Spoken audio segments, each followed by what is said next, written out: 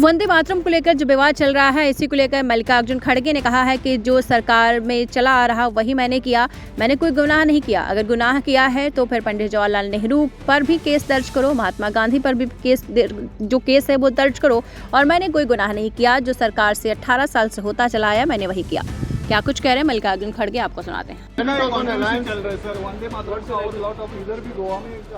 अच्छा, नहीं कंप्लेंट वो क्या फाइल करी, जो महात्मा गांधी जी वंदे मातरम गाते वही में ही गया, जो जवाहरलाल नेहरू गए थे वही गा।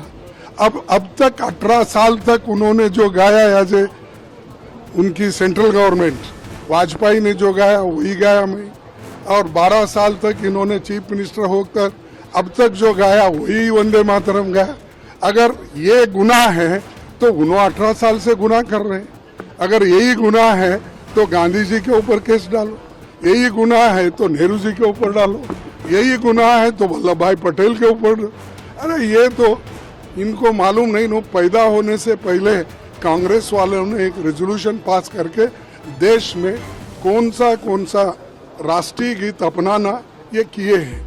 तुम जो बोलते वही राष्ट्रगीत, आप जो कहते वही होगा। कल के दिन दूसरी सरकार आएगी, वो अगर कहे वही होता है। 90 साल से जो चल रहा है वही हम किए। So what, any talk on alliance issues? No, they will take the decision because state parties first they will take, and that will be solved at the level of High